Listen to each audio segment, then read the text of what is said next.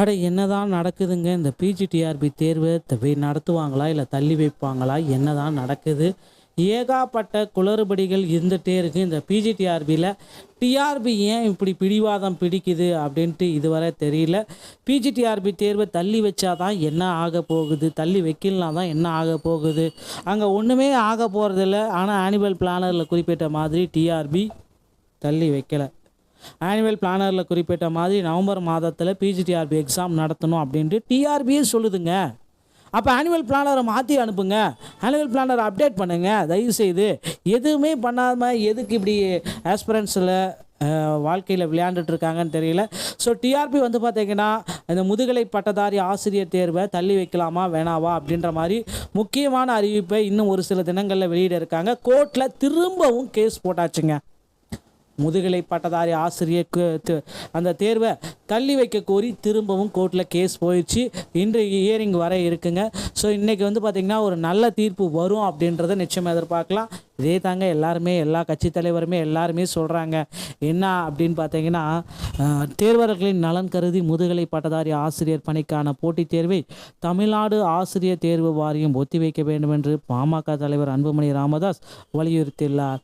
இது தொடர்பாக அவர் வெளியிட்டுள்ள அறிக்கையில் முதுகலை பட்டதாரி ஆசிரியருக்கான போட்டித் தேர்வு ஒத்திவைக்க வேண்டும் என்று தேர்வர்கள் தரப்பிலிருந்து கோரிக்கை விடுக்கப்பட்ட நிலையில் அவற்றை புறந்தள்ளிவிட்டு அக்டோபர் 12ஆம் தேதி தேர்வு நடத்த வேண்டும் என்று திட்டமிடப்பட்டு தமிழ்நாடு ஆசிரியர் தேர்வு வாரியம் அறிவித்திருந்தது. தேர்வர்களின் கோரிக்கை நியாயத்தை உணராமல் தேர்வு வாரியம் பிடிவாதம் பிடிப்பது கண்டிக்கத்தக்கது. முதுகலை ஆசிரியர் தேர்வை ஒத்திவைக்க வேண்டும் என்ற தேர்வர்களின் கோரிக்கை மிகவும் நியாயமானது. அத்தேர்வுக்கான பாடத்திட்டத்தில் மாற்றங்கள் செய்யப்பட்டிருந்தால் அத்தேர்வை தாங்கள் எதிர்கொள்வதற்கு தயாராக கூடுதல் அவகாசம் தேவைப்படுகிறது கூறித்தான் தேர்வை ஒத்திவைக்க வேண்டும் என்று தேர்வர்கள் கோரிக்கை விடுத்திருந்தனர். ஸோ ஒரு பாடத்திட்டத்தை நீங்கள் வந்து சிலபஸை கொஞ்சம் சேஞ்ச் பண்ணாமல் இருந்தீங்க அப்படின்னா எப்போ வேணாலும் தேர்வை நடத்தியிருக்கலாம். ஏன்னா சிலபஸையும் சேஞ்ச் பண்ணிட்டீங்க, ஏன் ஆனுவல் பிளானரில் இருக்கிற மாதிரி தேர்வு உங்களால் நடத்த முடியல? இந்த கேள்விக்கு வந்து பார்த்திங்கன்னா யாராலையுமே பதில் சொல்ல முடியலைங்க. ஆனுவல் பிளானரில் குறிப்பிட்ட தேதியில் வந்து பார்த்திங்கன்னா டிஆர்பி நடத்திக்கிட்டு தான் வரும். அதுவும் இல்லாமல் கிட்டத்தட்ட ஒரு 5 மாதம் 6 மாதம் 7 மாதம் எல்லாமே போஸ்ட்போன் பண்ண டைம் எல்லாம் இருக்குது ஒரு தேர்வை. ஆனால் இதை வந்து பார்த்திங்கன்னா போஸ்ட்போன் எல்லாம் பண்ணுறதில்ல, உடனடியாக நாங்கள் தேர்வை நடத்துவோம் அப்படின்ற மாதிரி டிஆர்பி சார்பிலேருந்து இந்த மாதிரி ஒரு தகவல் வந்து பார்த்திங்கன்னா எல்லாருமே ஆழ்ந்த வருத்தத்தில் ஈடுபடுத்தியிருக்கு. ஸோ கண்டிப்பாக அந்த பிஜிடிஆர்பியுடைய தேர்வர்களே கவனமோடு இருங்க. படிக்கிற ஸ்டடீஸ் எல்லாமே, ப்ரிப்ரேஷன்ஸ் எல்லாமே ரெடியாக வச்சுக்கோங்க. தேர்வு நடத்தப்பட்டால் தேர்வை எதிர்கொள்ள உங்களை தயார்படுத்தி கொள்ளுங்கள். ஒருவேளை கேஸ் வந்து பார்த்திங்கன்னா உங்களுக்கு சாதகமாக முடிஞ்சிச்சு அப்படின்னா 3 to 5 வாரம் போஸ்ட்போன் ஆகும். கவலையே விடுங்க, படிக்க ஆரம்பிச்சுக்கோங்க. ஸோ கண்டிப்பாக பிஜிடிஆர்பியுடைய எக்ஸாம்ஸ் அனைத்துமே போஸ்ட்போன் பண்ண போகிறாங்க. கண்டிப்பாக கவலையே வேண்டாம். 100% வந்து பார்த்திங்கன்னா கேசஸ் எல்லாமே போயிட்டுருக்கு. ஸோ கேஸுடைய இறுதி கட்ட தீர்ப்பு வந்து பார்த்திங்கன்னா இன்று மாலைக்குள்ளார வெளியாகும் அப்படின்ற மாதிரி எதிர்பார்க்குது. இன்னும் நீங்கள் ஹால் டிக்கெட் டவுன்லோட் பண்ணலை அப்படின்னா தயவுசெய்து ஹால் டிக்கெட் டவுன்லோட் பண்ணி வச்சுக்கோங்க. ஹால் டிக்கெட்டில் ஏதாவது இஷ்யூஸ் இருந்தாலும் அதை போய்ட்டு நீங்கள் ஹெல்ப்லைன் மூலமாக கேட்டுக்கோங்க. ஹால் டிக்கெட்டே எனக்கு ஒர்க் ஆகலை, டவுன்லோடு எனக்கு வரல அப்படின்னு நினச்சினாலும் நீங்கள் டிஆர்பியோடைய ஹெல்ப்லைனில் கூப்பிட்டு கேட்டு நீங்கள் ஹால் டிக்கெட் எல்லாமே முறையாக வந்து டவுன்லோட் பண்ணி வச்சுக்கோங்க. எக்ஸாம் நடத்தப்பட்டால் இப்போ உங்களை நீங்கள் தயார்படுத்தி கொள்ளுங்கள். ஒருவேளை எக்ஸாம் வந்து போஸ்ட்போன் ஆனால் அப்படின்னா தயவுசெய்து கொஞ்சம் வெயிட் பண்ணி உங்களோட ஸ்டடீஸுக்கு ஸ்டார்ட் பண்ணிக்குவாங்க.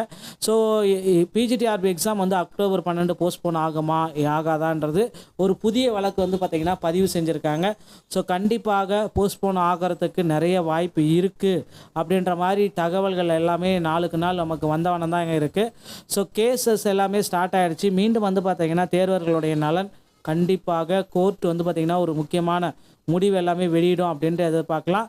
ஸோ ஏதாவது ஒரு வகையில் வந்து பார்த்திங்கன்னா கண்டிப்பாக கோர்ட்ஸ் எல்லாமே ஸ்டார்ட் பண்ணுறதுனால அடுத்தடுத்து வந்து பார்த்திங்கன்னா பிஜிடிஆர்பியோடைய தேர்வர்களுக்கு மகிழ்ச்சியான செய்திகள் விரைவில் காத்துட்ருக்கு. வேகன்சிஸ் உயர்வையும் பண்ண போகிறாங்க.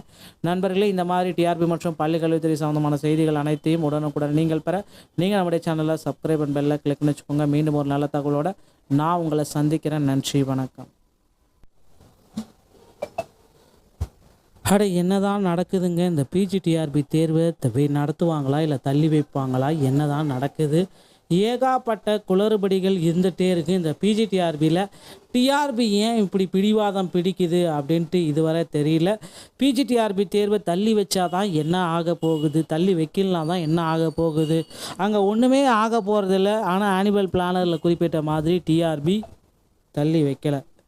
ஆனுவல் பிளானரில் குறிப்பிட்ட மாதிரி நவம்பர் மாதத்தில் பிஜிடிஆர்பி எக்ஸாம் நடத்தணும் அப்படின்ட்டு டிஆர்பியே சொல்லுதுங்க. அப்போ ஆனுவல் பிளானரை மாற்றி அனுப்புங்க, ஆனுவல் பிளானரை அப்டேட் பண்ணுங்கள் தயவுசெய்து. எதுவுமே பண்ணாமல் எதுக்கு இப்படி ஆஸ்பிரன்ஸில் வாழ்க்கையில் விளையாண்டுட்ருக்காங்கன்னு தெரியல.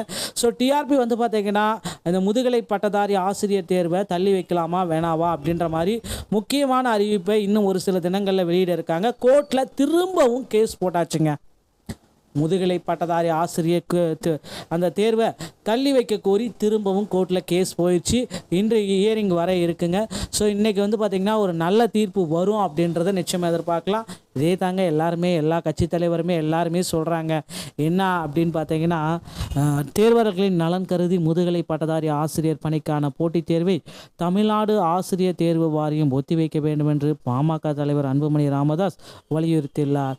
இது தொடர்பாக அவர் வெளியிட்டுள்ள அறிக்கையில் முதுகலை பட்டதாரி ஆசிரியருக்கான போட்டித் தேர்வு ஒத்திவைக்க வேண்டும் என்று தேர்வர்கள் தரப்பிலிருந்து கோரிக்கை விடுக்கப்பட்ட நிலையில் அவற்றை புறந்தள்ளிவிட்டு அக்டோபர் 12ஆம் தேதி தேர்வு நடத்த வேண்டும் என்று திட்டமிடப்பட்டு தமிழ்நாடு ஆசிரியர் தேர்வு வாரியம் அறிவித்திருந்தது. தேர்வர்களின் கோரிக்கை நியாயத்தை உணராமல் தேர்வு வாரியம் பிடிவாதம் பிடிப்பது கண்டிக்கத்தக்கது. முதுகலை ஆசிரியர் தேர்வை ஒத்திவைக்க வேண்டும் என்ற தேர்வர்களின் கோரிக்கை மிகவும் நியாயமானது. அத்தேர்வுக்கான பாடத்திட்டத்தில் மாற்றங்கள் செய்யப்பட்டிருந்தால் அத்தேர்வை தாங்கள் எதிர்கொள்வதற்கு தயாராக கூடுதல் அவகாசம் தேவைப்படுகிறது கூறித்தான் தேர்வை ஒத்திவைக்க வேண்டும் என்று தேர்வர்கள் கோரிக்கை விடுத்திருந்தனர். ஸோ ஒரு பாடத்திட்டத்தை நீங்கள் வந்து சிலபஸை கொஞ்சம் சேஞ்ச் பண்ணாமல் இருந்தீங்க அப்படின்னா எப்போ வேணாலும் தேர்வை நடத்தியிருக்கலாம். ஏன்னா சிலபஸையும் சேஞ்ச் பண்ணிட்டீங்க, ஏன் ஆனுவல் பிளானரில் இருக்கிற மாதிரி தேர்வு உங்களால் நடத்த முடியல? இந்த கேள்விக்கு வந்து பார்த்திங்கன்னா யாராலையுமே பதில் சொல்ல முடியலைங்க. ஆனுவல் பிளானரில் குறிப்பிட்ட தேதியில் வந்து பார்த்திங்கன்னா டிஆர்பி நடத்திக்கிட்டு தான் வரும். அதுவும் இல்லாமல் கிட்டத்தட்ட ஒரு 5 மாதம் 6 மாதம் 7 மாதம் எல்லாமே போஸ்ட்போன் பண்ண டைமெல்லாம் இருக்குது ஒரு தேர்வை. ஆனால் இதை வந்து பார்த்திங்கன்னா போஸ்ட்போன்டெல்லாம் பண்ணுறதில்ல, உடனடியாக நாங்கள் தேர்வை நடத்துவோம் அப்படின்ற மாதிரி டிஆர்பி சாரப்புலேருந்து இந்த மாதிரி ஒரு தகவல் வந்து பார்த்திங்கன்னா எல்லாருமே ஆழ்ந்த வருத்தத்தில் ஈடுபடுத்தியிருக்கு. ஸோ கண்டிப்பாக அந்த பிஜிடிஆர்பியோடைய தேர்வர்களே கவனமோடு இருங்க. படிக்கிற ஸ்டடீஸ் எல்லாமே, ப்ரிப்ரேஷன்ஸ் எல்லாமே ரெடியாக வச்சுக்கோங்க. தேர்வு நடத்தப்பட்டால் தேர்வை எதிர்கொள்ள உங்களை தயார்படுத்தி கொள்ளுங்கள். ஒருவேளை கேஸ் வந்து பார்த்திங்கன்னா உங்களுக்கு சாதகமாக முடிஞ்சிச்சு அப்படின்னா 3 to 5 வாரம் போஸ்ட்போன் ஆகும். கவலையே விடுங்க, படிக்க ஆரம்பிச்சுக்கோங்க. ஸோ கண்டிப்பாக பிஜிடிஆர்பியோடைய எக்ஸாம்ஸ் அனைத்துமே போஸ்ட்போன் பண்ண போகிறாங்க. கண்டிப்பாக கவலையே வேண்டாம். 100% வந்து பார்த்திங்கன்னா கேசஸ் எல்லாமே போயிட்டுருக்கு. ஸோ கேஸுடைய இறுதி கட்ட தீர்ப்பு வந்து பார்த்திங்கன்னா இன்று மாலைக்குள்ளார வெளியாகும் அப்படின்ற மாதிரி எதிர்பார்க்குது. இன்னும் நீங்கள் ஹால் டிக்கெட் டவுன்லோட் பண்ணலை அப்படின்னா தயவுசெய்து ஹால் டிக்கெட் டவுன்லோட் பண்ணி வச்சுக்கோங்க. ஹால் டிக்கெட்டில் ஏதாவது இஷ்யூஸ் இருந்தாலும் அதை போயிட்டு நீங்கள் ஹெல்ப்லைன் மூலமாக கேட்டுக்கோங்க. ஹால் டிக்கெட்டே எனக்கு ஒர்க் ஆகலை, டவுன்லோட் எனக்கு வரல அப்படின்னு நினச்சினாலும் நீங்கள் டிஆர்பியோடைய ஹெல்ப்லைனில் கூப்பிட்டு கேட்டு நீங்கள் ஹால் டிக்கெட் எல்லாமே முறையாக வந்து டவுன்லோட் பண்ணி வச்சுக்கோங்க. எக்ஸாம் நடத்தப்பட்டால் இப்போ உங்களை நீங்கள் தயார்படுத்தி கொள்ளுங்கள். ஒருவேளை எக்ஸாம் வந்து போஸ்ட்போன் ஆனால் அப்படின்னா தயவுசெய்து கொஞ்சம் வெயிட் பண்ணி உங்களோட ஸ்டடீஸுக்கு ஸ்டார்ட் பண்ணிக்குவாங்க. ஸோ பிஜிடிஆர்பி எக்ஸாம் வந்து அக்டோபர் 12 போஸ்ட்போன் ஆகுமா ஆகாதான்றது ஒரு புதிய வழக்கு வந்து பார்த்திங்கன்னா பதிவு செஞ்சுருக்காங்க. ஸோ கண்டிப்பாக போஸ்ட்போன் ஆகிறதுக்கு நிறைய வாய்ப்பு இருக்குது அப்படின்ற மாதிரி தகவல்கள் எல்லாமே நாளுக்கு நாள் நமக்கு வந்தவனம் தான் இருக்குது. ஸோ கேசஸ் எல்லாமே ஸ்டார்ட் ஆகிடுச்சு. மீண்டும் வந்து பார்த்திங்கன்னா தேர்வர்களுடைய நலன் கண்டிப்பாக கோர்ட் வந்து பார்த்திங்கன்னா ஒரு முக்கியமான முடிவு எல்லாமே வெளியிடும் அப்படின்ட்டு எதிர்பார்க்கலாம். ஸோ ஏதாவது ஒரு வகையில் வந்து பார்த்திங்கன்னா கண்டிப்பாக கோர்ட்ஸ் எல்லாமே ஸ்டார்ட் பண்ணுறதுனால அடுத்தடுத்து வந்து பார்த்திங்கன்னா பிஜிடிஆர்பியோடைய தேர்வர்களுக்கு மகிழ்ச்சியான செய்திகள் விரைவில் காத்துட்ருக்கு. வேகன்சிஸ் உயர்வையும் பண்ண போகிறாங்க. நண்பர்களே, இந்த மாதிரி டிஆர்பி மற்றும் பள்ளி கல்வித்துறை சம்மந்தமான செய்திகள் அனைத்தையும் உடனுக்குடன் நீங்கள் பெற நீங்கள் நம்முடைய சேனலில் சப்ஸ்கிரைப் அண்ட் பெல்லை கிளிக் பண்ணி வச்சுக்கோங்க. மீண்டும் ஒரு நல்ல தகவலோடு நான் உங்களை சந்திக்கிறேன். நன்றி, வணக்கம்.